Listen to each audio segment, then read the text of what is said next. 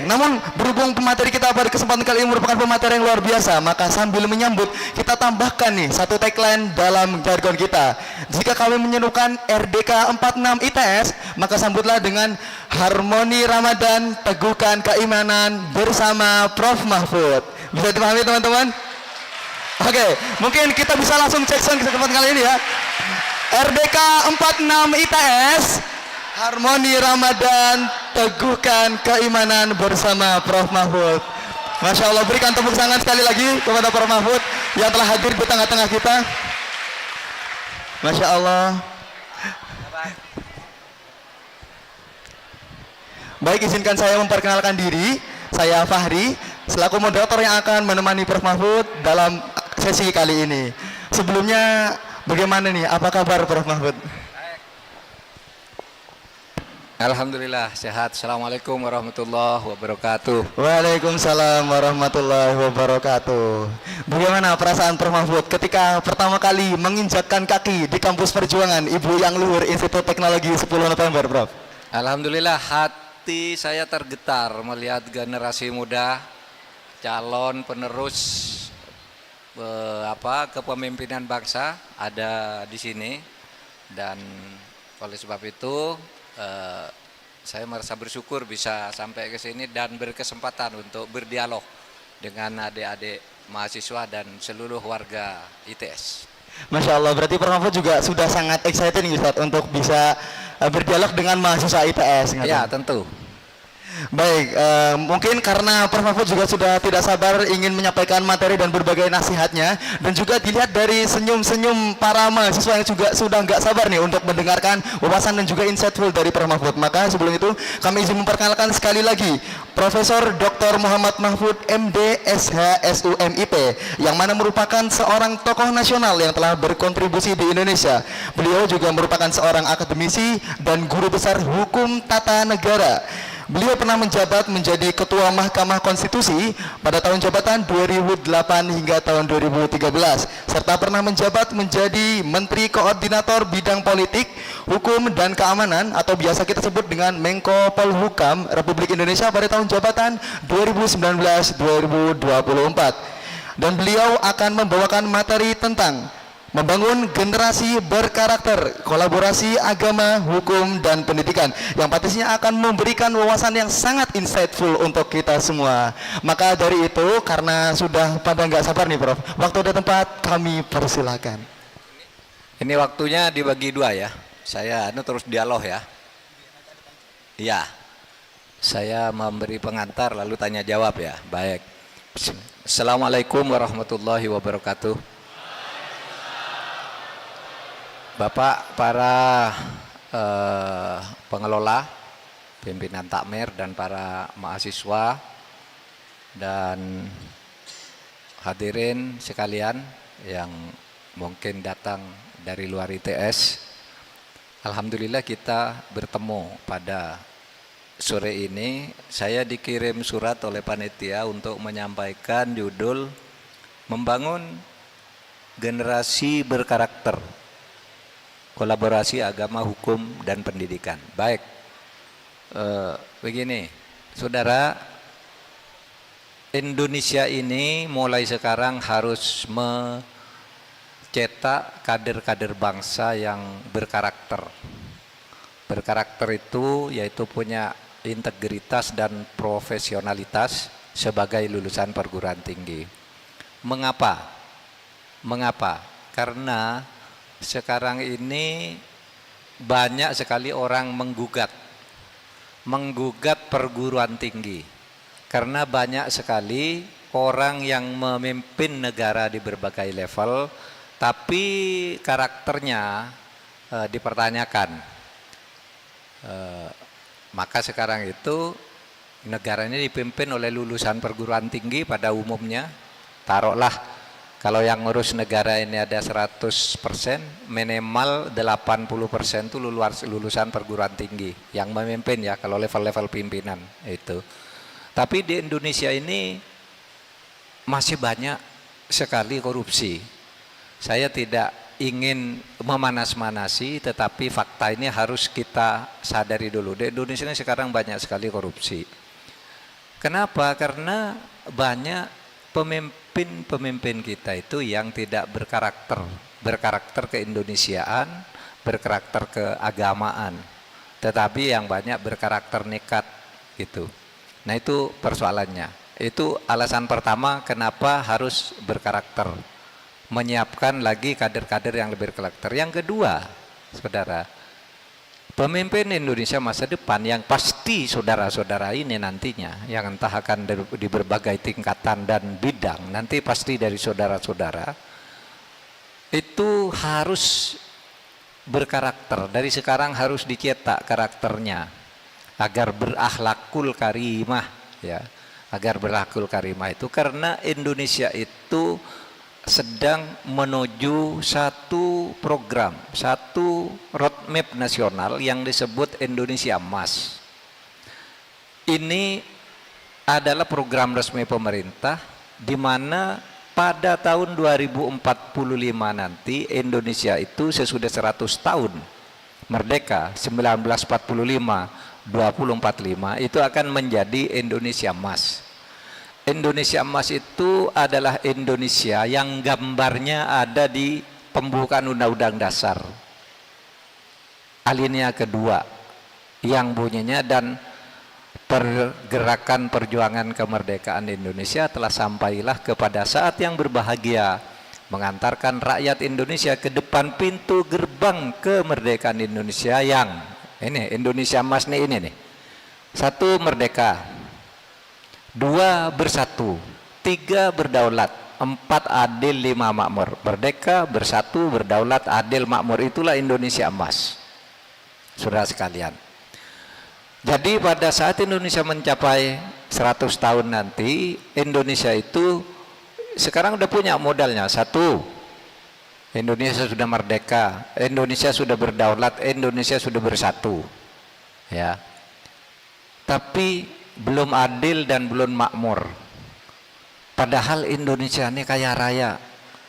Nah itulah sebabnya lalu pemerintah sejak tahun 2010 itu membuat roadmap, peta jalan.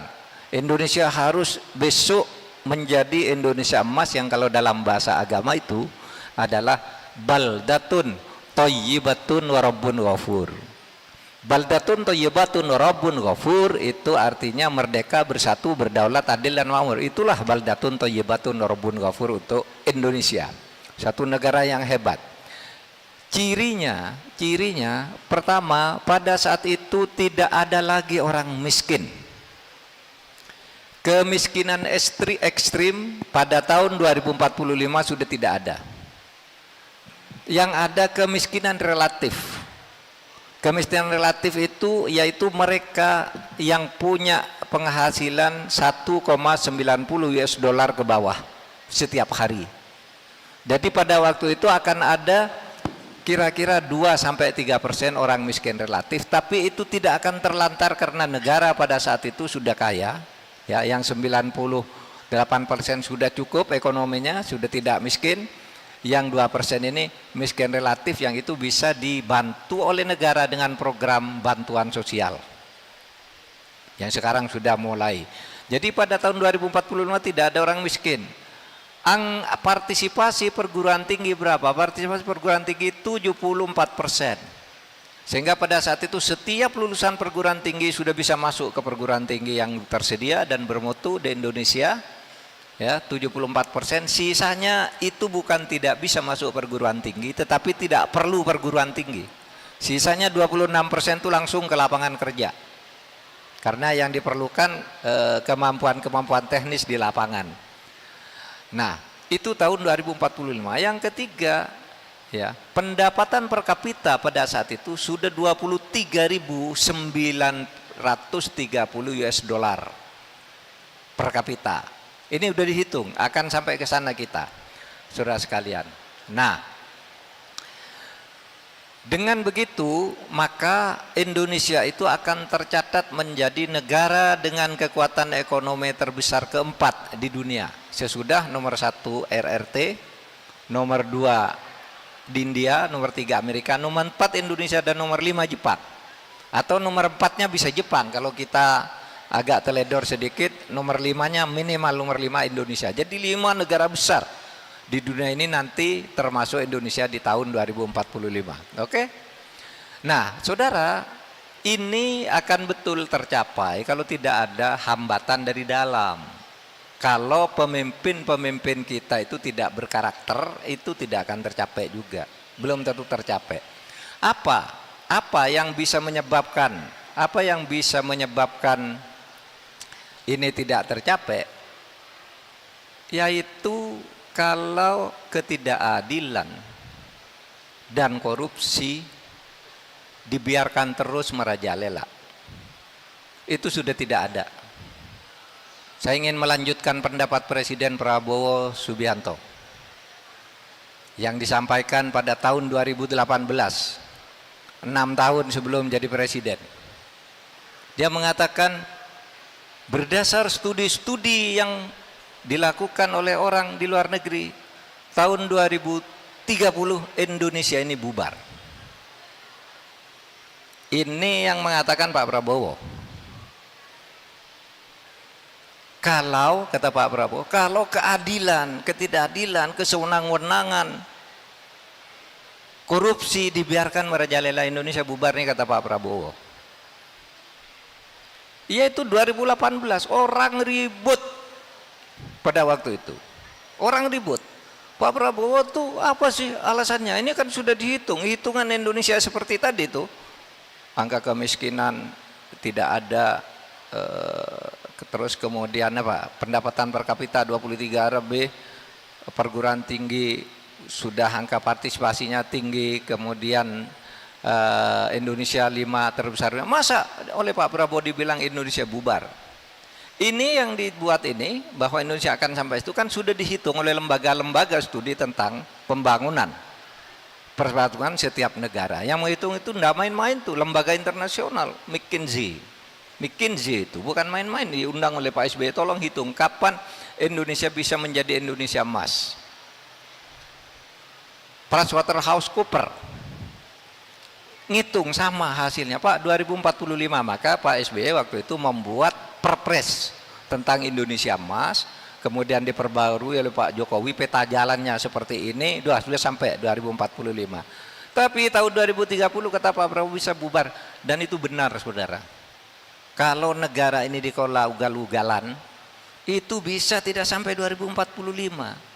Karena saudara dulu pada sebagai orang Muslim kita ikuti nih sabda Nabi tentang apa? Tentang hancurnya sebuah negara.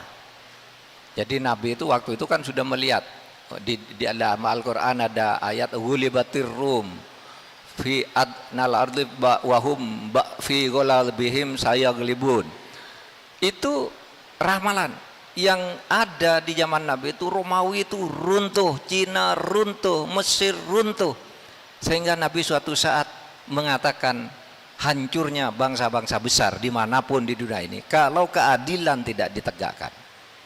Asbab wurudul hadis, sebab-sebab turunnya hadis ini adalah ketika seorang keluarga aristokrat, keluarga kaya raya, keluarga Bani Makhzum itu punya seorang anak perempuan cantik tapi punya penyakit kleptomania. Kleptomania itu suka mencuri, meskipun tidak butuh tuh mencuri. Suatu saat mencuri, ketangkap. Nah, keluarga Bani Makhzum ini malu dan datang mengutus orang kepada Nabi, minta tolong anak keluarga Bani Makhzum itu tidak dihukum. Kenapa? Karena Bani Makhzum itu orang hebat, orang terhormat. Kata Bani Makhzum, saya bayar berapapun yang dibutuhkan untuk mengganti kerugian yang curi ini. Berapa kali lipat bayar. Tolonglah sama Nabi, jangan potong tangan anak saya ini. Nah, disitulah kemudian Nabi mengatakan seperti tadi. Hai, katanya, sampaikan ya kepada Bani Makhzum bahwa hancurnya negara-negara dan bangsa besar di masa lalu itu karena hukum tidak ditegakkan. Jika ada orang besar bersalah, punya uang, punya kedudukan, punya preman, punya apa gitu, tidak bisa dihukum meskipun bersalah. Sementara kalau orang kecil bersalah langsung dihukum. Kata Nabi, bangsa yang seperti itulah yang kemudian hancur. Jadi cerita masa lalu. Kan waktu itu ada Mesir, ada Syam, ada apa sih, Persia itu besar sekali itu Persia. Iran itu pada waktu. Mesir, Firaun udah terkenal sekali. Tapi hancur. Kata Nabi, kenapa? Karena kalau ada orang salah, kalau orang besar tidak dihukum, kalau orang kecil langsung dihukum. Sehingga Nabi mengatakan, fa ayyamallah law anna Fatimah binta Muhammad saraqat laqata'tu yadaha. Demi Allah nih, biar negara aman, seumpama Fatimah anak saya mencuri, saya potong juga tangannya, kata Nabi. Oleh sebab itu kamu jangan minta-minta dispensasi. Kalau melanggar hukum, hukum. Jangan takut kepada orang yang melanggar hukum. Tugas negara adalah menegakkan hukum. Agar apa? Agar Indonesia bisa mencapai ke Indonesia emas. Nah, itu. Oleh sebab itu, orang yang berani menegakkan hukum dan orang berani untuk tidak melanggar hukum ini, itulah orang yang berkarakter.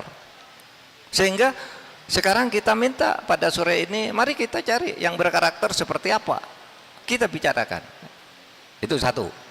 Yang kedua, saudara, filsafat pendidikan kita di dalam konstitusi itu memang mengamanatkan kita menyelenggarakan pendidikan yang berkarakter, kampus yang berkarakter. Coba, kalau kita lihat tujuan negara kita, alinea 4 pembukaan Undang-Undang Dasar, tujuan negara itu yang disebutkan di alinea 4 itu, kemudian daripada itu, untuk melindungi segenap bangsa Indonesia dan seluruh tumpah darah Indonesia. Maka dibentuklah pemerintah dengan tujuan, apa itu? Melindungi segenap bangsa dan seluruh tumpah darah Indonesia. Itu artinya menjaga keutuhan negara ini, keutuhan wilayah Indonesia dan keutuhan ideologi. Yang kedua, membangun kesejahteraan umum. Tugas negara itu membangun kesejahteraan umum. Setiap orang harus sejahtera. Itu nanti akan dicapai di Indonesia emas. Yang ketiga, mencerdaskan kehidupan bangsa. Jadi perintah Undang-Undang Dasar untuk mencetak generasi baru yang berkarakter itu adalah mencerdaskan kehidupan, bukan mencerdaskan otak. Karena orang bisa cerdas otaknya, tapi batinnya tidak cerdas. Bisa batinnya cerdas, tapi otaknya tidak cerdas.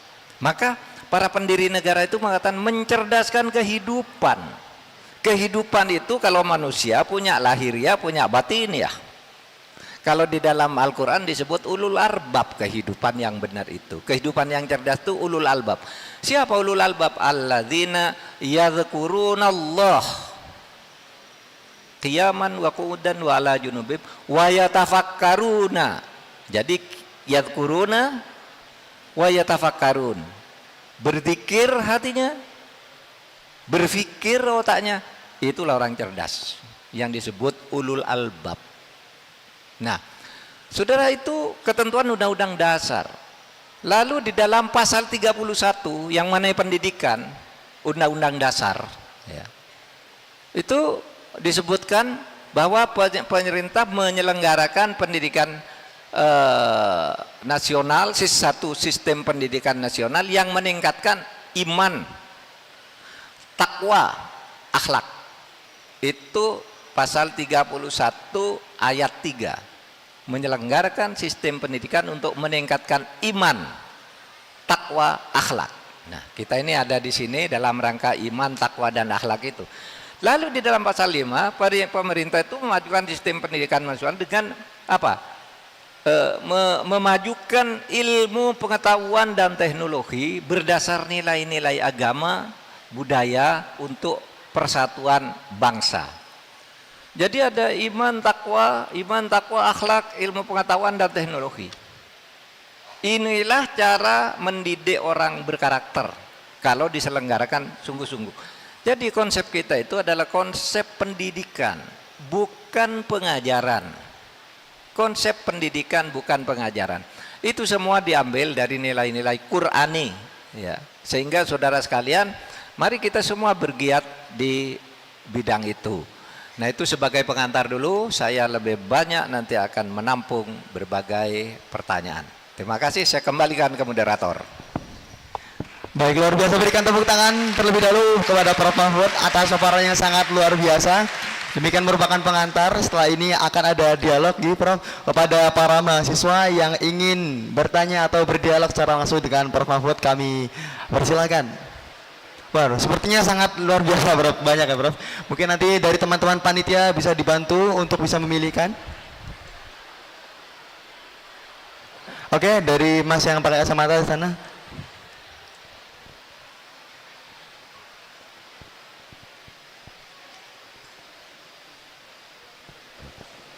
Cek, cek.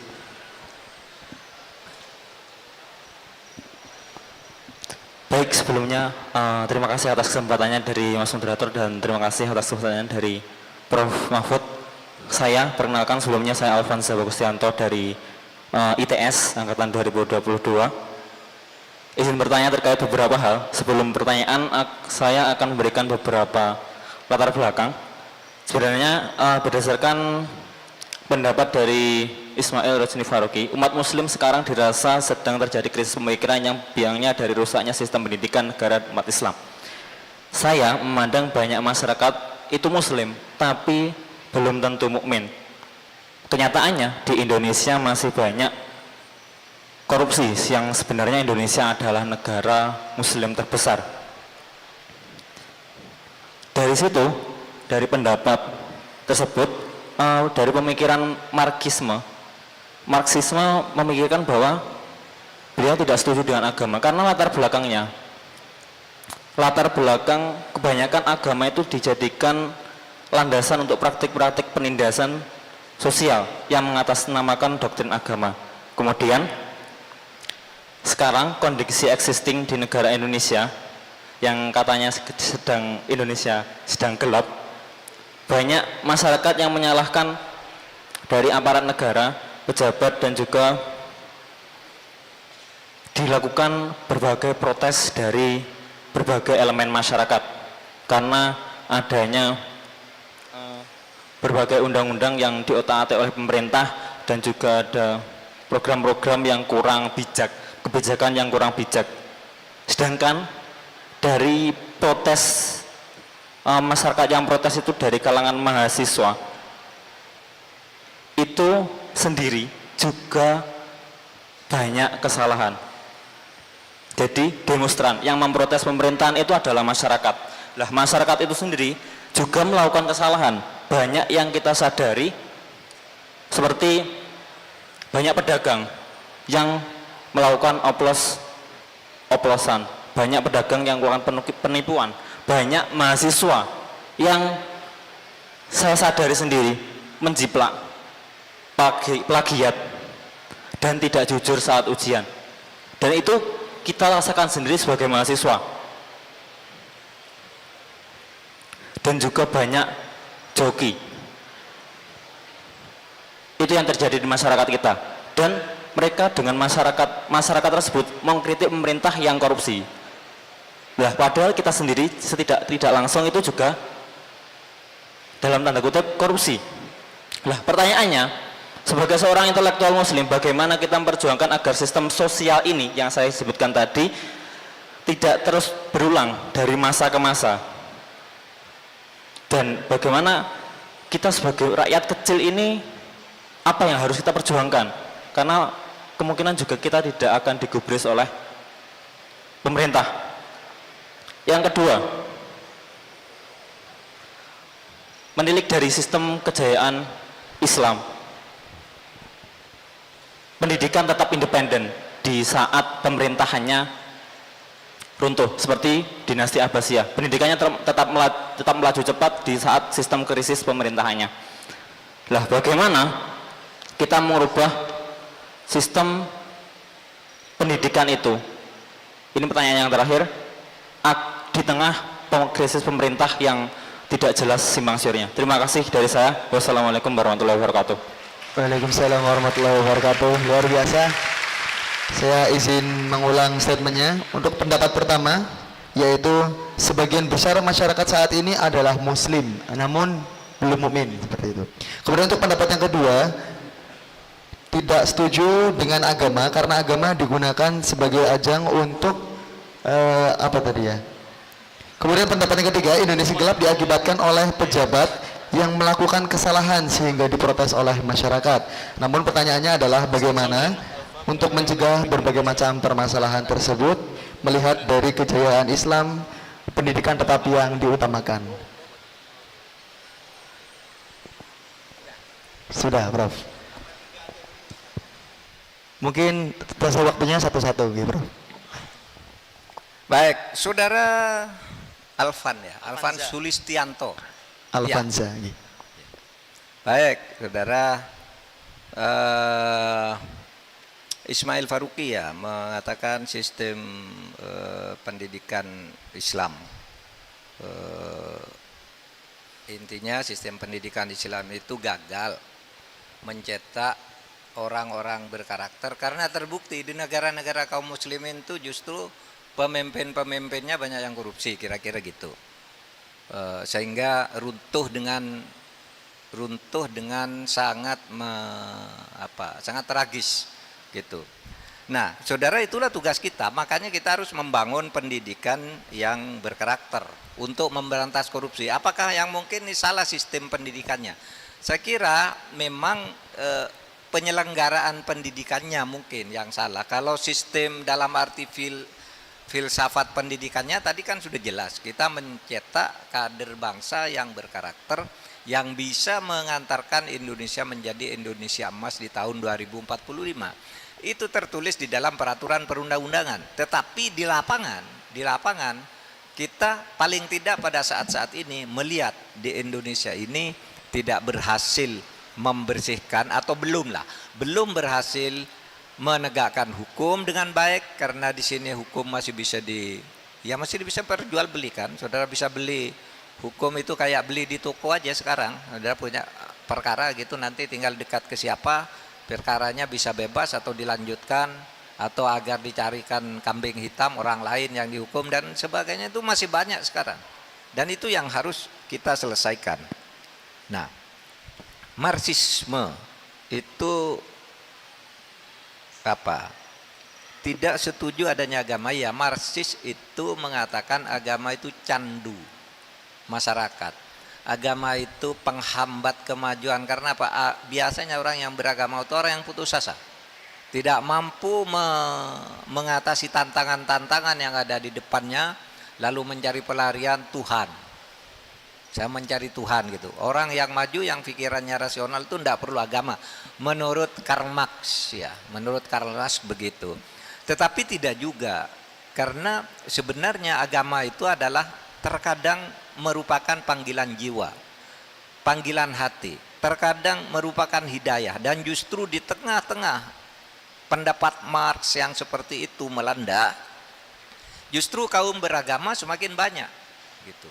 Karena agama itu, misalnya kalau agama itu, bagaimana sih agama itu bisa dianut orang? Karena gini, ada 3 sahabat Nabi yang bisa dijadikan contoh. Pertama itu agama karena membuat ajaran yang menakjubkan sebagai mukjizat. Siapa misalnya? Contohnya, ketika Umar bin Khattab itu masuk Islam, dia sebenarnya sedang pergi ke rumah adiknya untuk bertanya di mana Muhammad akan saya bunuh, karena telah meracuni bangsa Quraisy ini, akan saya bunuh. Nah, begitu dia masuk ngetok pintu ke rumah adiknya itu, Umar mengendap-endap lalu terkesima.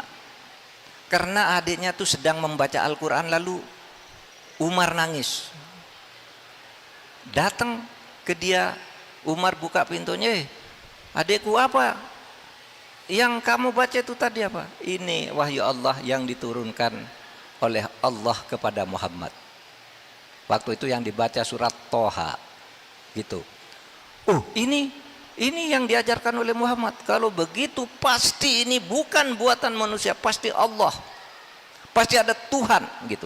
Pasti Tuhan yang memberi. Tidak mungkin manusia bisa membuat ayat yang seperti ini. Begitu indahnya, begitu dalamnya. Sehingga Umar pada waktu itu keluar dengan pedangnya mau mencari Muhammad. Lalu para sahabat menghadang. Umar, mau apa kamu? Kamu katanya Muhammad, hadapi dulu saya sebelum kamu membunuh Muhammad, kata sahabat-sahabat. Tidak, pokoknya ingin ketemu Muhammad. Begitu ketemu Nabi Muhammad, lalu Umar mengatakan, asyhadu an la ilaha illallah wa asyhadu annaka Muhammad Rasulullah. Jadi ketakjuban terhadap ajaran yang masuk di otak dan di hati ini tidak mungkin diciptakan oleh manusia. Saya masuk Islam dengan penuh kesadaran bahwa logika saya dan hati saya mengatakan ini pasti dari Tuhan yang Maha Kuasa. Itulah masuknya Umar bin Khattab yang dulunya dikenal sebagai siapa dia? Orang ia disebut sebagai orang yang paling ditakuti di situ. Siapapun berhadapan dengan Umar takut, tapi dia masuk Islam karena ketakjuban. Beda dengan Karl Marx.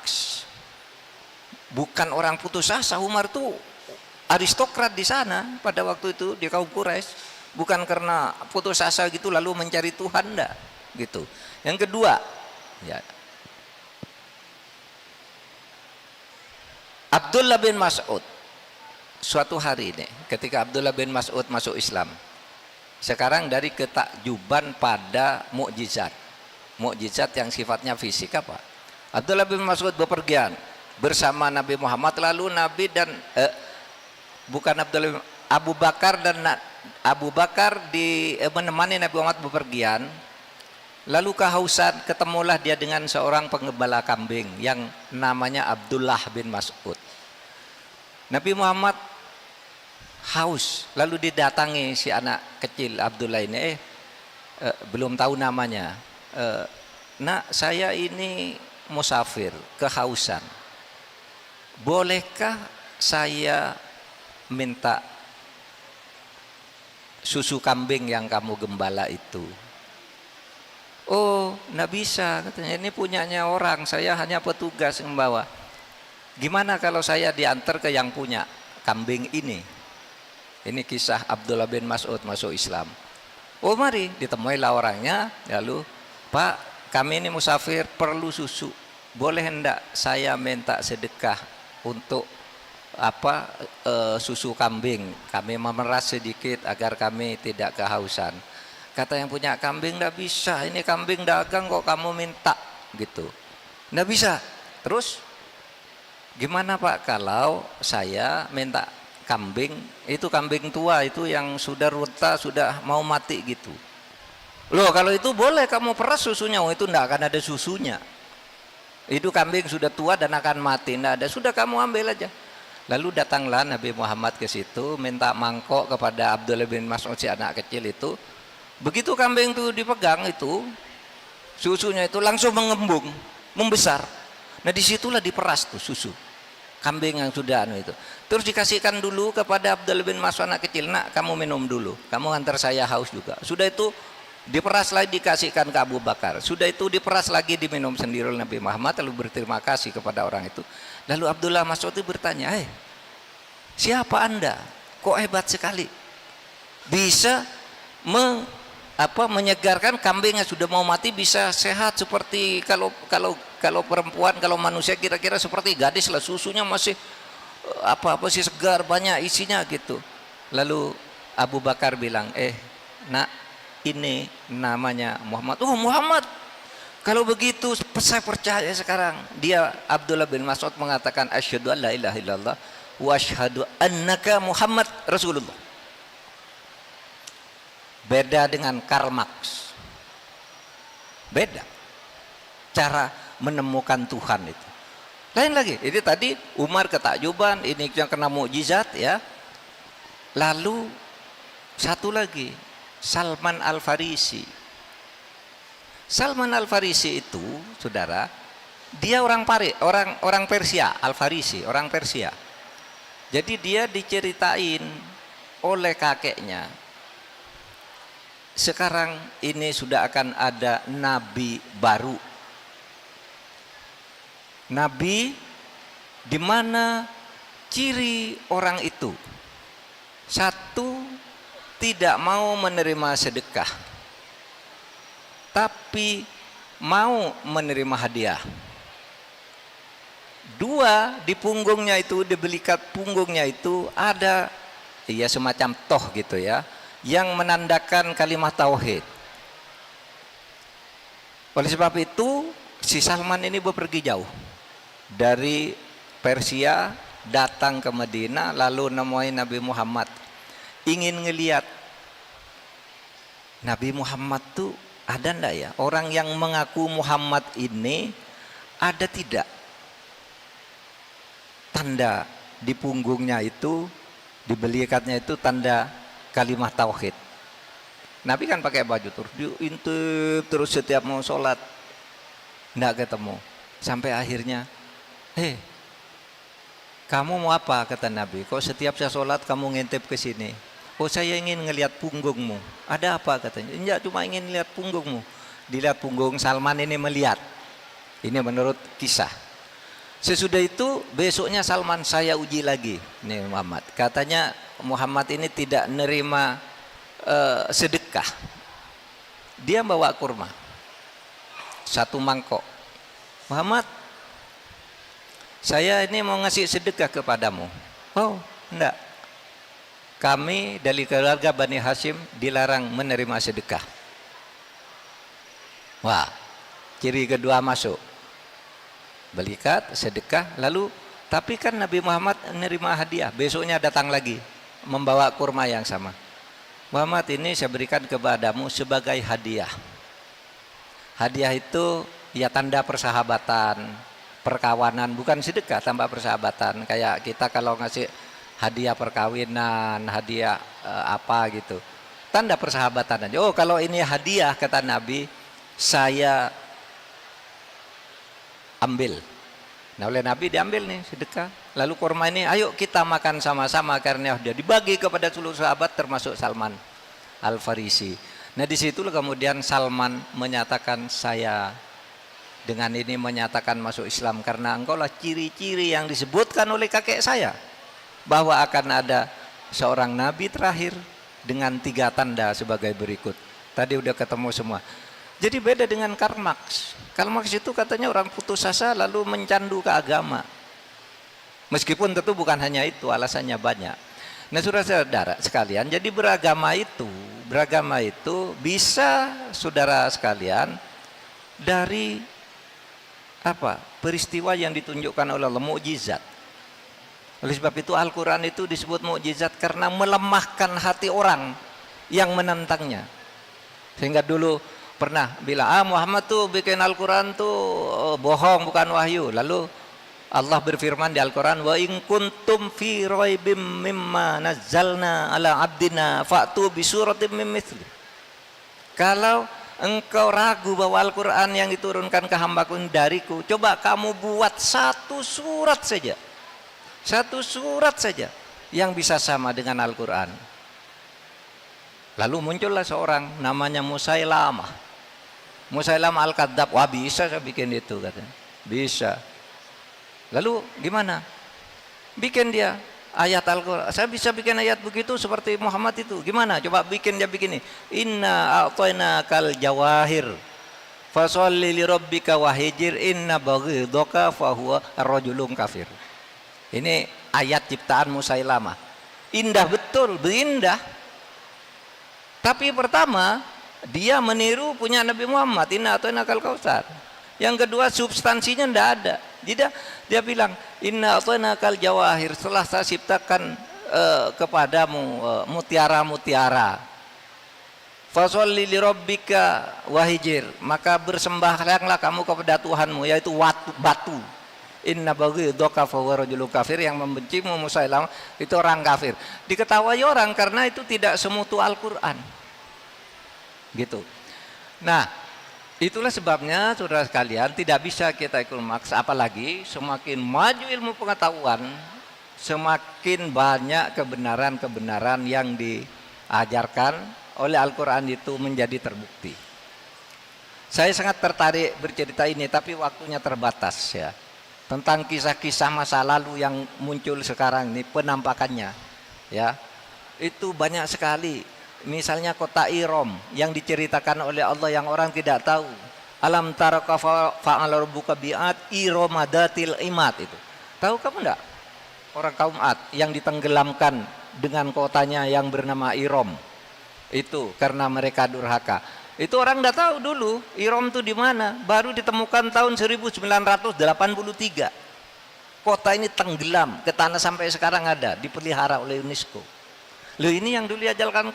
Ada lagi Madain Saleh, kota Nabi Saleh, saya sudah pernah ke sana. Itu luar biasa, sama dengan yang digambarkan oleh Al-Quran tentang orang yang memahat batu-batu sebagai rumahnya, bukit-bukit sebagai rumahnya. Saya ke sana. Nah, itu bukti-bukti kebenaran di masa depan. Tentu di masa lalu itu kisah-kisah yang diajarkan, diceritakan oleh Al-Quran. Nah, saudara sekalian, ini banyak cerita Karl Marx ini, tetapi saya ingin meyakinkan bahwa ada hal-hal gaib, sehingga kalau di dalam pendidikan, nah sekarang masuk nih, pendidikan di dalam Islam itu ya berpilar pada 3 hal. Dari ini tadi, ya memuliakan, menguatkan otak dan memuliakan watak. 3 pilarnya apa? 1, bahwa di dalam Islam itu tidak ada dikotomi antara ilmu umum dan ilmu agama. Agama tuh ya ngajarkan ilmu, ilmu tuh ya isinya ajaran agama. Teknologi apa itu, astronomi dan macam-macam itu agama.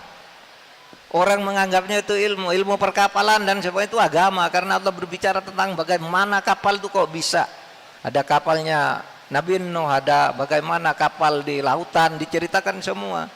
Bagaimana di udara ada apa, semua. Itu memancing munculnya ilmu pengetahuan. Jadi ya orang semakin berilmu semakin kuat agamanya. Man arada hayatad dunya fa alaihi bil ilmi wa man arada hayatal akhirah fa alaihi bil ilmi wa man aradahuma fa alaihi bil ilmi. Kamu ingin bahagia di dunia, ilmu. Ini ajaran agama. Kalau kamu ingin bahagia di akhirat, ilmu kuncinya. Kalau kamu ingin bahagia di dunia akhirat, ilmu kuncinya. Coba, Islam begitu meletakkan begitu tinggi ilmu ini sehingga dikatakan agama dan ilmu itu tidak dikotomis. Yang kedua, Islam itu menolak rasionalisme. Paham? Islam menolak rasionalisme, tapi menerima rasionalitas. Beda.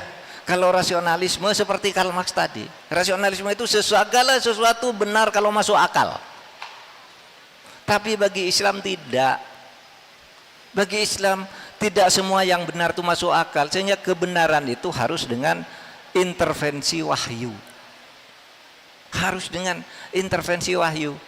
Sehingga saudara mencari kebenaran itu tidak cukup dengan otak, cari dengan otak tidak ketemu, tapi hati bisa menemukan. Itu tadi seperti Umar, Abdullah bin Mas'ud, ya, Umar, Abdullah bin Mas'ud dan siapa? Salman Al-Farisi. Itu menggambarkan bagaimana orang menemukan Tuhannya dengan otak, dengan perasaan dan dengan ketakjuban. Gitu. Nah, oleh sebab itu saudara sekalian, kita harus menyisakan kampus seperti saudara ini ada di kampus saya, sangat rasional ini, ilmu pengetahuan, teknologi dan sebagainya, harus menyisakan bahwa hendak kebenaran itu tidak harus masuk akal. Kebenaran itu tidak harus masuk akal. Ya banyaklah buktinya. Saya karena saya cerita tadi itu tentang masa lalu dan sebagainya. Nah, yang sekarang ini, yang sering saya ceritakan, saya ceritakan lagi. Dulu, nah, kan ada cerita tentang orang mati. Nah, saya pernah cerita orang mati hidup lagi, bercerita pengalamannya.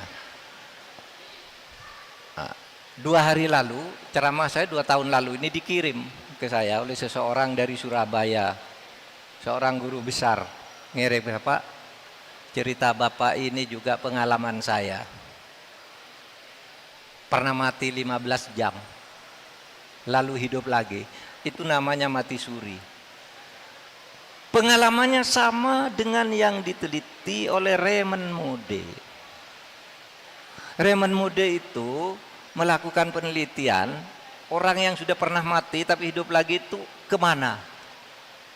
Saudara, 150 orang. Saya waktu itu nyebut 100 orang. Saya baca lagi di penelitian itu. 150 orang yang pernah mati suri itu diteliti. Ditanya satu-satu, kamu waktu mati pergi kemana? Saudara, 87% dari seluruh responden itu menjawab sama. Saya keluar dari tubuh saya. Yang sisanya 13% sama jawabannya, keluar dari dirinya tapi tidak sama persis. Lalu kalau yang 87 itu jawabannya saya keluar dari tubuh saya, terus saya lihat ke bawah, dokter pegang-pegang saya gitu, tahu-tahu dokter mengatakan saya tidak bisa menolong lagi, lalu keluarga saya nangis gitu, nangis. Terus sesudah itu kamu kemana? Sudah itu masuk ke ruang gelap, terus masuk ke ruang terang. Di ruang terang itu saya melihat seluruh perbuatan saya. Ini ada penelitian, saudara baca Life After Death. Ya, bukunya sekarang ini banyak di bandara-bandara itu dijual sebagai buku bacaan yang sangat menakjubkan. Terus sudah itu kamu terus ke atas lagi, tiba-tiba ada tabir di sana, saya tidak bisa masuk. Kira-kira ada suara, kamu belum waktunya ke sini, ngapain? Terus hidup lagi. Saudara, jawabannya sama. Itu apa artinya? Bahwa roh itu bisa pergi dari kita. Roh itu bisa pergi. Sewaktu-waktu pergi, tapi ada yang kembali, ada yang tidak. Mungkin kalau orang mimpi itu sedang pergi kali. Nyawanya ada tapi rohnya pergi. Tapi bisa kembali lagi. Orang mati juga gitu, tapi itu tidak kembali. Terus, apakah orang yang ngirim berita 2 hari lalu ke saya ini menceritakan gitu? Saya pernah, Pak, mengalami hal yang sama, saya keluar dari tubuh saya, katanya. Bukan hanya Anda, Profesor, jawab saya. Itu seorang artis terkenal di Indonesia namanya Lydia Kandau, itu pernah mati begitu dan menyatakan ya begitu itu kalau mati. Coba saudara, ada ilmunya itu enggak? Metodologi ilmiahnya untuk menemukan itu ada enggak? Ada. Karena itu tidak masuk di akal, tapi fakta di iman. Lalu sudah itu katanya, kamu mau menempuh ruang yang gelap itu gimana? Ya pokoknya sangat gelap. Lalu saya ke tempat terang. Disitulah saya melihat seluruh pengalaman saya. Seluruh pengalaman saya. Waktu saya ngajar ke kampus, waktu saya jadi takmir masjid, waktu saya pacaran, waktu saya nyopet, waktu saya beli bensin, semuanya terlihat. Sehingga saya melihat apa yang saya kerjakan selama perjalanan hidup saya. Itu artinya amal saudara dicatat. Amal saya dicatat. Kan di Al-Quran ada ma yalfidhu min qaulin illa ladaihi raqibun atid. Tidak ada sesuatu perkataanmu, perbuatanmu yang tidak dicatat.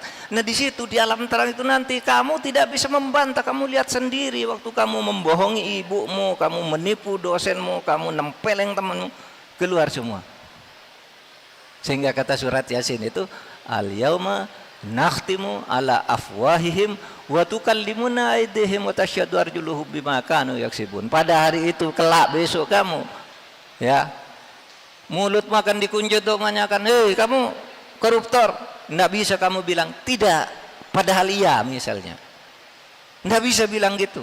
Karena nakhtimu ala afwahihim, mulutmu dikunci, wa tukallimuna aydihim, tanganmu akan menunjukkan ketika kamu korupsi. Wa tasyhadu arjuluhum, dan kakimu juga sama akan menyatakan saya yang berjalan ke sana untuk mengambil uang korupsi itu. Sehingga di situ akan terlihat seluruhnya. Nah, saudara sekalian, saya ingin katakan ada intervensi wahyu. Saudara tidak harus selalu rasional. Kalau selalu pegonanya itu rasional, kalau tidak rasional tidak masuk akal, itu namanya rasionalisme. Tapi kalau rasionalitas itu boleh, karena Allah mengajarkan rasionalitas. Oleh sebab itu saudara, keimanan dan rasionalitas itu harus dibangun di dalam satu bangunan tubuh kita. Baik, enggak apa-apa, agak panjang yang ini karena menangkut pertanyaan ini. Pak, sekarang ini yang salah itu kan semuanya Pak, bukan mahasiswa juga suka bohong, pemerintah juga bohong, pedagang juga bohong. Gimana Pak cara memperbaiki? Kalau di dalam agama itu harus ada kesadaran kolektif. Tapi kesadaran kolektif itu harus dimulai dari setiap kita. Makanya kita ketemu nih. Dan sampai ke yang lain. Dalilnya itu ibda binafsik. Mulai dulu dengan diri kita sendiri. Saya akan begini, saya akan berbuat baik dan seterusnya. Sehingga kita bisa lalu melakukan langkah-langkah sesuai dengan apa yang kita yakini benar dan baik itu, gitu. Nah, memang sekarang susah sih kalau ditanya Pak, sekarang sudah di berbagai lini sih ini kesalahannya. Ya makanya kita ketemu hari ini. Bagaimana agar ini tidak terulang terus? Ya waspada. Makanya dari sekarang mari kita waspada dan menyadari apa yang kita perlukan untuk pendidikan ini. Kan sering tidak digubris juga ya, ngomong gini tidak digubris gitu. Itu kalau sendirian, kalau rame-rame enggak. Kalau rame-rame digubris. Oleh sebab itu saudara jangan egois. Sesudah menyadari diri sendiri, mulai dari diri kita sendiri masing-masing lalu bersama-sama menyuarakan kebenaran itu insya Allah dan insya Allah. Pendidikan harus tetap independen. Iya memang. Pendidikan itu harus independen di dalam kerusakan pemerintah seperti apapun dulu. Pendidikan dalam Islam itu independen. Tetapi begini, saudara. Pendidikan independen tapi lembaga pendidikan terkadang tidak independen. Sejak zaman Belanda tuh. Zaman Belanda kalau pendidikan agama itu tadi dipisahkan, didikotomikan. Ini pendidikan agama tuh di kampung, di surau, nanti kerjanya jadi mudin dari kepala KUA jadi apa gitu. Tapi yang pendidikan umum ini didikotomikan. Ini yang calon-calon orang pangreh praja, pamong praja yang kerja-kerja di kantor pemerintah itu. Nah, lalu siapa tadi yang saudara kutip, Ismail Faruqi, yang mempersoalkan itu. Persoalan pendidikan sekarang gagal kenapa? Itu ada sebuah buku, Hamid Bilgrami namanya, tentang Islamic University. Itu berbicara dulu politik pendidikan di berbagai negara itu, pendidikan agama dipisahkan dengan pendidikan umum sehingga negara itu menjadi terbelakang, dijajah terus, termasuk Indonesia. Oleh sebab itu ketika Indonesia merdeka, pendidikan agama dan pendidikan umum itu disejajarkan. Civil efeknya disamakan. Gitu. Sehingga sekarang kan orang yang pendidikan agama tuh bisa juga jadi menteri luar negeri. Kalau dulu sebelum zaman reformasi tidak ada Pak, Bu. Pendidikan agama itu orang jadi menteri luar negeri itu kok orang pesantren tidak ada. Nah di zaman reformasi Pak Alwi Shihab itu orang pesantren. Dulu ndak ada orang pendidikan agama kok bisa jadi menteri hukum. Wah itu Yusril itu menteri hukum. Pendidikan agama bisa masuk. Ndak ada pendidikan agama santri itu jadi menteri sosial. Tuh Bu Khofifah dari pendidikan agama santri. Bisa jadi menteri, bisa jadi gubernur. Dulu ndak bisa. Saudara percaya dengan saya. Sekarang ini sudah diterobos pandangan seperti itu. Sekarang tinggal korupsinya. Kalau peluangnya sudah terbuka semua, tinggal korupsinya yang harus kita lawan agar umat Islam ini terus mengalami mobilitas sosial vertikal yang maju dan maju. Terlalu panjang jawaban saya, silakan penanya berikutnya.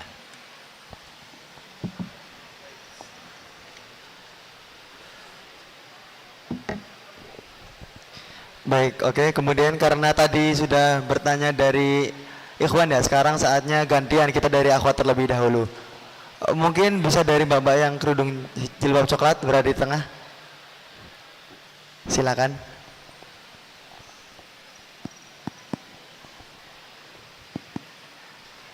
Tes. Assalamualaikum warahmatullahi wabarakatuh. Sebelumnya terima kasih atas kesempatannya untuk saya dapat bertanya di kesempatan kali ini. Perkenalkan, nama saya Luna dari Teknologi Kedokteran ITS. Sebelumnya saya ingin bertanya kepada Prof. Mahfud terkait sistematika hukum yang ada di Indonesia. Sebelumnya pernah mempelajari sedikit tentang hukum yang ada di Indonesia, bahwa hukum tersebut itu dikonstruksikan melalui perpaduan antara teori hukum pembangunan, progresif, dan juga teori integratif untuk menciptakan keadilan sosial.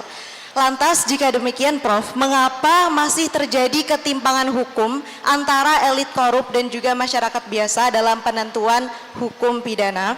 Selain itu, apakah hal tersebut menunjukkan bahwa hukum lebih berfungsi sebagai mesin birokrasi daripada sebagai sistem nilai yang menciptakan keadilan substansif bagi masyarakat, serta bagaimana mekanisme hukum yang ideal dan yang paling tepat agar tidak sekedar menjadi alat legitimasi kekuasaan, tetapi benar-benar membangun karakter bangsa yang taat hukum tanpa bias kelas sosial. Terima kasih. Luar biasa, terima kasih atas pertanyaannya yang telah diberikan. Mbak Luna, dari Teknologi Kedokteran, ya, ITS, tentang sistem hukum. Kurang keras.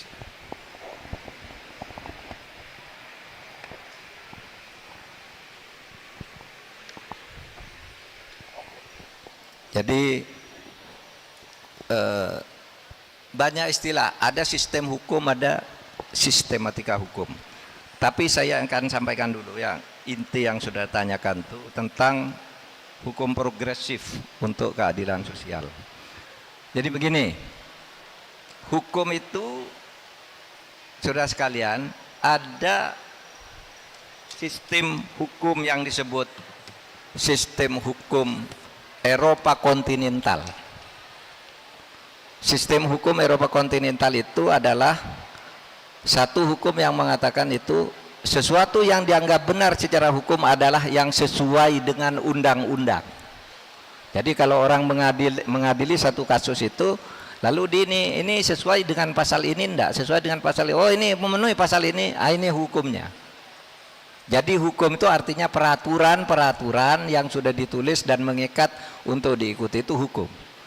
Tapi ada sistem Anglo-Saxon di mana hukum itu meskipun tertulis, kalau tidak adil oleh hakim tidak boleh diikuti.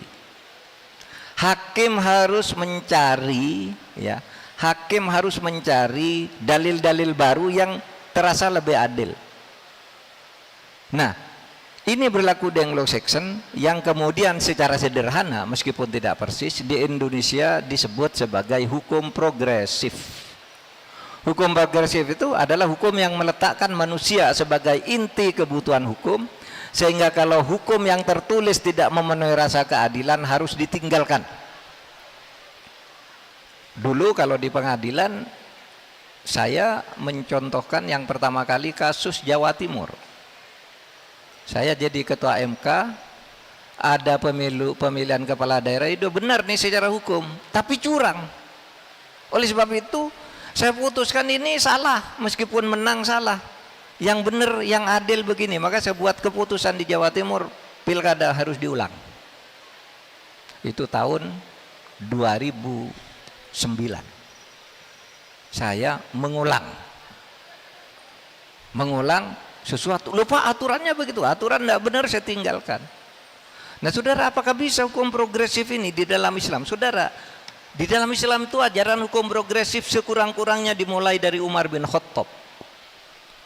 Nih, mungkin ada yang kaget kalau saya kata. Umar itu secara terang-terangan tidak melaksanakan perintah hukum yang ada di dalam Al-Quran karena dianggap tidak adil. Dianggap tidak sesuai lagi dengan kebutuhan. Apa itu? Ada dua Umar. Satu, zakat.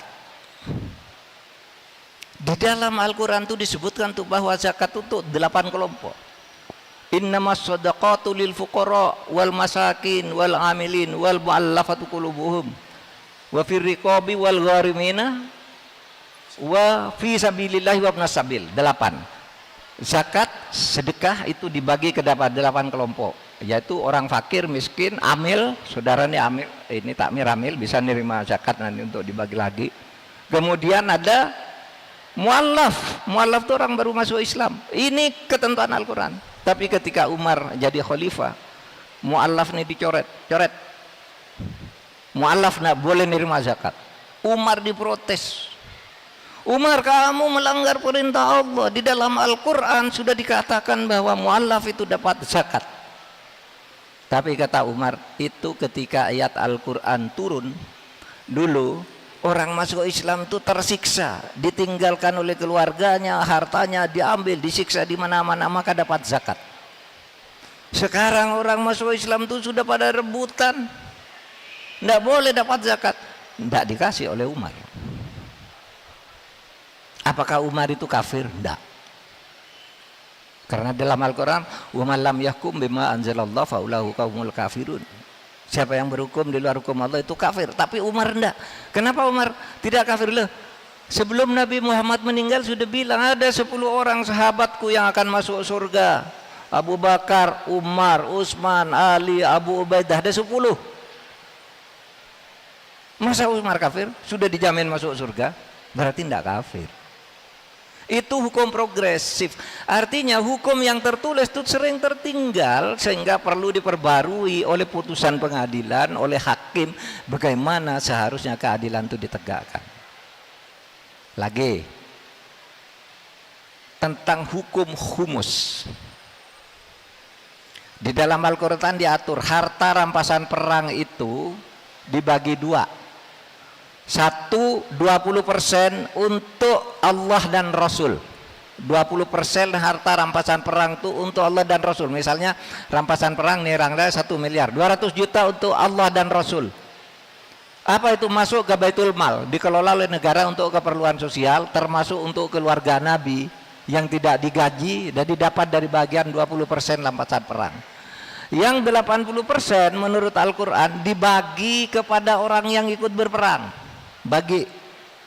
Tapi pada zaman Umar ketentuannya dibatalkan, batal. Loh Umar, itu ketentuan Al-Quran tidak bisa, kata Umar. Kenapa harta 80% dibagi begitu? Yang 80% ini diambil oleh negara lalu dimanfaatkan untuk rakyat. Tidak boleh dibagi ke ikut berperang. Kalau dibagi yang ikut berperang nanti harta itu akan menumpuk kepada seseorang, turun ke anaknya lagi, habis rakyat tidak kebagian, akan terjadi ketimpangan sosial, kata Umar. Oleh sebab itu sejak itu tidak ada. Umar diprotes oleh orang keluarga yang ikut perang, tidak bisa, kata Umar. Itu hukum progresif. Aturan yang prosedural resmi itu bisa ditinggalkan kalau tidak adil, tetapi harus rasional, bukan sembarang tidak adil lalu ditinggalkan, itu sewenang-wenang namanya. Paham ya? Bahwa hukum progresif itu artinya hukum di mana hukum itu diletakkan untuk kepentingan masyarakat, bukan hukum pakai pasal-pasal. Saudara, kalau hukum itu hanya berdasar pasal, orang bisa nipu. Saudara bisa berperkara ke saya, Pak, berdasar pasal sekian ini seharusnya begini. Tapi yang satu bilang enggak, Pak, berdasar pasal sekian begini. Semuanya benar. Lalu hakim itu diberi hak untuk bagaimana bisikan hati nurani di antara orang yang sama-sama mengaku benar ini. Itu, saudara sekalian. Nah, oleh sebab itu, saya cerita satu lagi ya, karena kalau di Indonesia hukum progresif seperti ini dulu dilakukan oleh Bung Karno ketika membentuk Panitia 9 Piagam Jakarta. Jadi gini saudara, nih sejarah. Ketika Indonesia akan didirikan terjadi perdebatan, dasar negara kita ini apa? Sekelompok orang, tokoh-tokoh yang mendirikan negara itu ingin negara Islam. Siapa itu? Wahid Hasyim dari NU, Ki Bagus Hadikusumo dari Muhammadiyah, Abi Kusno Cokro Suyoso dari dari Masumi, kemudian dari PSII, kemudian Agus Salim dan sebagainya itu ingin negara Islam. Tapi Bung Karno enggak, saya enggak mau negara Islam. Sehingga 3 hari sidang dari 29 Mei, 30 Mei, 1 Juni itu tidak ada keputusan. Padahal Indonesia harus segera merdeka. Maka dibentuk panitia 8. Ini orang hafalnya panitia 9. Yang benar panitia 8. Ya. Ini anggotanya 8 nih agar saudara tahu. Pertama Bung Karno, kedua Bung Hatta, ketiga Yamin, keempat Meramis, kelima Otto Iskandar-Dinata, keenam Ahmad Sukarja, ketujuh Wahid Hasim, kedelapan Ki Bagus dari Hadikusumo. Wakil dari umat Islam itu hanya 2, yang 6 ini menolak negara Islam. Yang mau negara Islam itu hanya Wahid Hasim dan Ki Bagus. Ketika Indonesia akan merdeka 22 Juni, wah perang dunia sudah meledak gini Bung Karno, ini harus segera selesai nih, dasar negara apa? Bung Karno mengumpulkan 9 orang, mengganti 8 orang ini tanpa izin. Tanpa izin Badan Penyelidik Usaha Persiapan Kemerdekaan Indonesia. Padahal dulu panitia 8 dibentuk BPUPK. Sekarang Bung Karno, ini tidak adil kalau 6-2 kata Bung Karno. Saya rombak, maka yang dari nasionalis itu 6 dikeluarkan, namanya Otto Iskandar-Dinata dikeluarkan, kemudian Ahmad Sukarja dikeluarkan, diganti dengan 1 orang bernama Ahmad Subarjo. Dengan demikian anggota BPUPK yang dari non-Islam itu, yang kelompok nasional itu Bung Karno, Bung Hatta, Yamin, Subarjo dan Meramis, 5. Lalu yang Islam yang tadinya 2 dinaikkan jadi 4 oleh Bung Karno. Siapa itu? Wahid Hasim, Agus Salim, Abi Kusnu Cokro Suyoso dan Kiai Kahar Musakir. 5-4. Lalu Bung Karno lapor begini ini. Hadirin sekalian para peserta sidang BPUPK, saya minta maaf yang pertama karena saya melanggar aturan. Aturan apa Bung yang dilanggar? Seharusnya yang mencari kompromi ini panitia 8. Tapi menurut saya panitia 8 itu tidak adil karena orang Islamnya cuma 2, nasionalisnya 6. Tidak adil kata Bung Karno. Oleh sebab itu saya rombak susunan ini menjadi 5-4 bukan 6-2. 5-4 itu pun yang 8 orang Islam, yang 1 orang Kristen. Jadi 4 orang Islam, 4 orang Islam, 4 orang Islam pro nasionalis, 4 orang Islam yang pro negara Islam. Akhirnya dicapailah kompromi Piagam Jakarta. Dan Piagam Jakarta itulah yang menjadi pembukaan Undang-Undang Dasar kita sampai sekarang, kecuali 7 kata. Kalau aslinya berbunyi, ketuhanan dengan kewajiban menjalankan syariat Islam bagi pemeluk-pemeluknya, dicoret menjadi ketuhanan yang Maha Esa. Yang lain 100% persis yang dibentuk oleh Bung Karno. Kata Bung Karno, saya terpaksa membentuk panitia 9 menggantikan panitia 8 karena panitia 8 itu tidak adil komposisinya. Setiap sesuatu yang tidak adil meskipun itu sudah menurut aturan harus dibuang ke tong sampah, kata Bung Karno. Itu dasar hukum progresif. Dasar hukum progresif itu adalah keadilan intinya. Terakhir pertanyaannya tadi, Mbak Luna bertanya, Pak, bagaimana hukum sering dijadikan alat membenarkan kehusuan? Nah sekarang istilah seperti itu sudah muncul di mana-mana di Indonesia. Itu istilah sekarang ini muncul fenomena baru dalam pembangunan hukum, yaitu autocratic legalism. Namanya autocratic legalism, di mana hukum itu dijadikan alat untuk membenarkan kehendak penguasa. Kalau penguasa ingin ini, hukumnya tidak ada, dibuat aturannya agar ada. Kalau penguasa ingin ini, hukumnya tidak boleh, ini tidak boleh, begitu-begitu, hukumnya yang diubah. Kalau hukum tidak bisa diubah, dibawa aja ke Mahkamah Konstitusi, atau Mahkamah Konstitusi yang mengubah. Itu namanya autocratic legalism. Dan itu bahaya, karena kalau itu dibiarkan, nanti suatu saat ada penguasa lain yang datang berkaca, dulu kok boleh, saya sekarang melakukan juga, kacau negara ini.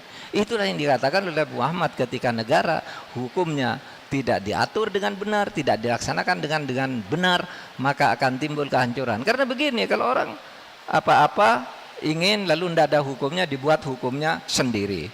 Kalau hukumnya ada tidak memenuhi selera dia, hukumnya yang ditabrak, hukumnya yang diubah. Itu namanya autocratic legalism. Kalau negara sebesar Indonesia berlakukan itu, suatu saat akan muncul daerah-daerah yang membuat hukumnya sendiri-sendiri. Oh, di sana boleh kok, masa sana tidak boleh? Itulah tanda-tanda kehancuran Indonesia. Oleh sebab itu, penyatuan, pengelolaan dan penanganan hukum ini, saudara sekalian, harus betul-betul, ya harus betul-betul dikelola dengan baik dari pusat. Nah, sekarang ini saatnya kita berbicara itu. Karena sekarang sedang terjadi autocratic legalism, itu sedang merajalela sekarang di dalam studi-studi di kampus, termasuk ternyata muncul di kampus ITS pada sore ini. Karena itu memang menjadi kepedulian masyarakat. Baik, penanya berikutnya. Baik, terima kasih atas jawabannya Prof. Mahfud. Mungkin ini merupakan penanya terakhir ya. Saya cukup bingung, ini mungkin boleh panitia boleh dibantu untuk bisa menyerahkan mikrofonnya. Mungkin setelah ini dari penanya Ikhwan lagi, boleh Mas saya pakai baju putih? Oke, Assalamualaikum warahmatullahi wabarakatuh. Selamat sore buat teman-teman semuanya dan Prof. Mahfud.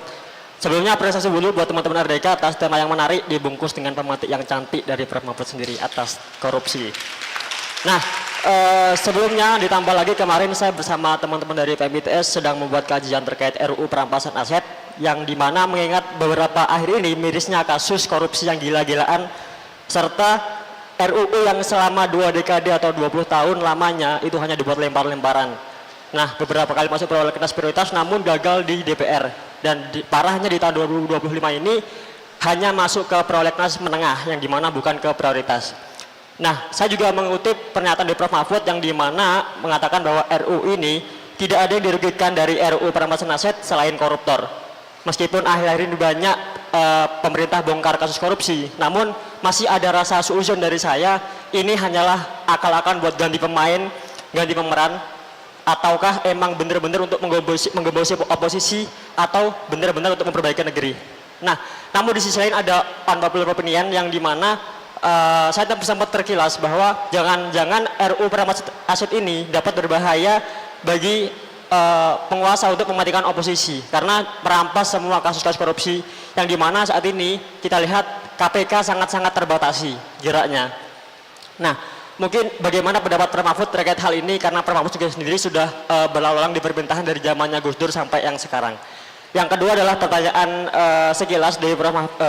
Mahfud, siapa idola dari Prof. Mahfud semenjak dari mahasiswa dulu sampai sekarang untuk membentuk karakter intelektual yang bermartabat dari Prof. Mahfud sendiri. Terima kasih. Wassalamualaikum warahmatullahi wabarakatuh. Waalaikumsalam warahmatullahi wabarakatuh. Terima kasih atas pertanyaan yang sangat luar biasa. Monggo terakhir silakan kepada Prof. Mahfud. Penanya terakhir, sebentar lagi berbuka kita. Saudara tadi belum menyebut namanya ya. Siapa nama saudara? Alvin, Alwi. Alwi, saudara Alwi. Wah, ini menarik. Undang-undang perampasan aset belum diundangkan, dilempar ke sana kemari. Bahkan sekarang ini sudah turun kelasnya menjadi masuk ke prolegnas menengah, bukan prioritas. Dulu udah hampir diundangkan tuh. Saya ceritain dulu. Ada 2 undang-undang dulu yang saya ajukan ke DPR. Satu undang-undang perampasan aset, yaitu merampas aset-aset para koruptor yang diduga ada kaitannya dengan korupsi meskipun vonis pengadilan belum turun, rampas dulu. Terutama karena ada orang korupsi lari, tidak diketahui orangnya, asetnya ada, itu rampas aja dulu. Meskipun tersangkanya belum ada, tapi ini asetnya aset diduga korupsi gitu. Sekarang banyak barang terlantar begitu karena belum ada undang-undang perampasan aset. Koruptornya diduga ini sudah menghilang tak kemana, kan tidak bisa dirampas sebelum diadili sekarang. Maka kita membuat rancangan undang-undang perampasan aset. Ya. Pun undang-undang perampasan aset itu juga akan mengambil harta orang-orang yang sudah divonis yang tadinya belum masuk di dalam tuntutan. ditemukan kemudian rampas semua, diduga temu gitu. Sehingga orang takut korupsi. Itu undang-undang perampasan aset. Lalu yang kedua, kami juga mengadukan rancangan undang-undang pembatasan belanja uang tunai. Jadi kalau orang berbelanja, saya Pak Mahfud berbelanja 100 juta, itu harus jelas 100 juta Pak Mahfud mengeluarkan uang 100 juta dari rekening nomor sekian ke rekening nomor sekian milik Pak siapa, dari Pak Mahfud ke Pak Nuh misalnya 100 juta, itu harus jelas untuk apa. Jadi rekening yang mengeluarkan dan nerima diketahui. Ini penting karena sekarang tuh banyak orang korupsi itu, menyuap itu tidak pakai rekening tapi pakai uang tunai, 2 koper uang puluhan miliar diserahkan aja begitu, tidak ada buktinya, dicari tidak ada. Tapi besok setiap ada perubahan kekayaan itu harus jelas dari mana dia uangnya. Tidak boleh lagi orang nyuap pakai uang tunai diantar gitu. Ketemu di pesawat, ini teman saya yang sekarang di penjara itu kan ketika mau korupsi itu janji, saya bawa tas merek ini, tipe ini, warnanya coklat, ini fotonya, beli di atas sama. Orang ini masuk ke pesawat berisi uang dolar, US dollar. Kalau 1 koper itu berapa? Itu puluhan miliar US dollar masuk situ. Yang sini, yang bapak yang mau korupsi ini bawa tas yang sama, isinya kertas saja, kertas koran bekas itu. Nah nanti ketika naik pesawat, saya duduk sini, yang ini letakkan sini, yang tas yang satunya letakkan sini. Kita turun, yang satu sudah bawa uang, yang satu bawa kertas, itu suap sekarang. Ada seorang gubernur di satu daerah menurunkan uang dari bank dana pusat dibawa ke Singapura, datang ke tempat perjudian, dia berjudi $1 lalu punya bukti judi, uang yang rupiah ini tadi tukar dolar Singapura, dibawa ke Singapura, lapor saya menang judi 10 miliar, padahal dia tidak berjudi tapi uang sendiri tukar dolar, tapi dia punya bukti masuk perjudian. Itu pencucian uang gitu. Sehingga kita mengajukan rancangan undang-undang, siapapun yang berbelanja 100 juta harus lewat bank.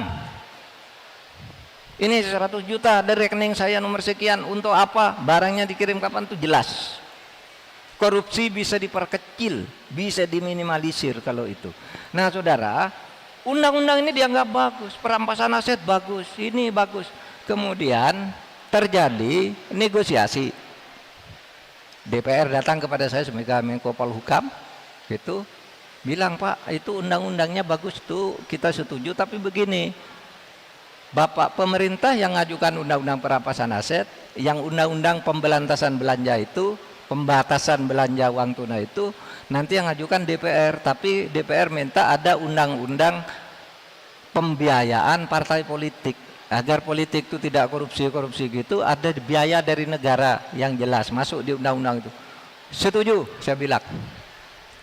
Saya bahas undang-undang perampasan aset sampai selesai.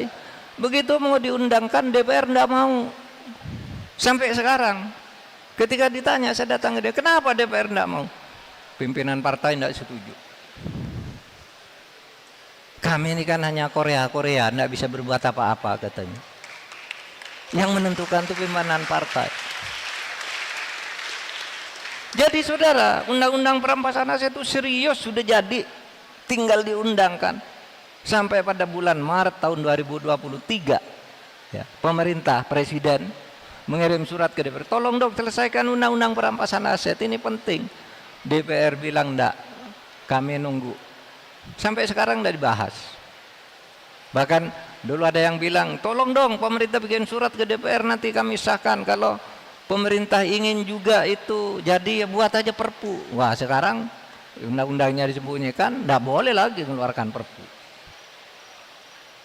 Nah itu ya tentang undang-undang perampasan aset yang saudara tanyakan. Sekarang apa masuk undang-undang perampasan aset? Itu masuk, tapi di dalam kumulatif terbuka di kelas tengah. Prolegnas itu program legislasi nasional, artinya program undang-undang yang akan dibuat. Nah, prolegnas itu dibagi per tahun. Prolegnas tahun 2005 apa? Nggak ada. 2025 itu nggak ada undang-undang perampasan aset. Terus dicari, oh ada di belakang. Tapi nanti di kelas menengah, di tengah nanti sudah menjelang pemilu itu pasti ditolak lagi. Apalagi ini undang-undang pemberantasan belanja uang tunai itu juga nggak ada kabarnya sampai sekarang. Padahal kita sudah punya rancangan undang-undangnya. Bahwa pemerintah sekarang membongkar korupsi karena ingin mengganti pemain baru, enggak apa-apa menurut saya. Karena korupsi itu udah mafia, di setiap bidang ada mafia hutan, mafia laut, mafia timah, mafia emas, banyak.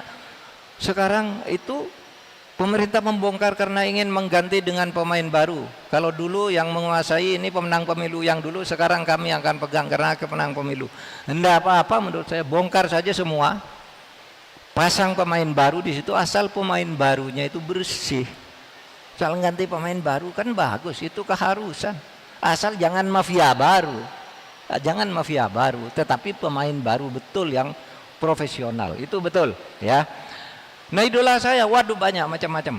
Gitu. Tentu kalau bicara bicara yang sangat ideal iman itu tentu Nabi Muhammad. Tapi maksud saudara tokoh-tokoh Indonesia, kalau tokoh politiknya saya kagum Bung Karno. Idola saya itu Bung Karno. Beliau mampu menyatukan Indonesia dan merumuskan bersama-sama ideologi yang merupakan ideologi kosmopolit. Tidak mudah loh. 117.508 pulau dengan 1.360 suku disatukan gitu dengan sebuah ideologi Pancasila. Itu Bung Karno dan generasinya, saya kagum. Tapi kalau urusan sikap keagamaan yang intelek, saya ngagum Nasir. Idola saya Nasir. Cara menjelaskan agama, cara bersikap berdasar aturan agama, saya kagum Nasir. Kalau kesederhanaan dan bersih dari korupsi, saya kagum Hatta. Idola saya Muhammad Hatta. Itu orang sangat sederhana. Mau beli sepatu aja ndak bisa. Sehingga dia, Bung Hatta itu karena gajinya cukup, pernah baca koran. Lalu ada iklan sepatu Beli, saya ingin beli kata Bung Hatta, tapi gajinya tidak cukup, disobek koran itu, diletakkan di bukunya, suatu saat saya akan beli sepatu ini. Sampai meninggal tidak mampu beli, padahal dia wakil presiden. Kalau wakil presiden zaman sekarang beli pabrik sepatu bisa, bukan hanya beli sepatunya, beli pabriknya bisa. Bung Hatta tidak bisa. Kalau urusan toleransi, pluralisme, saya pengagum Gus Dur. Idola saya Gus Dur kalau dalam urusan toleransi politik. Jadi kalau saudara tanya siapa idola, tergantung. Kalau olahraga lain lagi, kalau musik lain lagi, kalau politik ini dan seterusnya dan seterusnya. Tidak ada satu idola kecuali idola yang panutan nomor satu bagi saya Nabi Muhammad SAW. Itu cukup. Baik, terima kasih kami sampaikan sekali lagi kepada Prof. Mahfud atas jawabannya. Dan itu dia tadi merupakan penanya terakhir pada sesi kesempatan kita pada hari ini. Saya selaku moderator izin menyimpulkan materi yang telah disampaikan oleh Prof. Mahfud, bahwasannya pemimpin yang ada di Indonesia harus memiliki karakter untuk mencapai tujuan Indonesia Emas tahun 2045.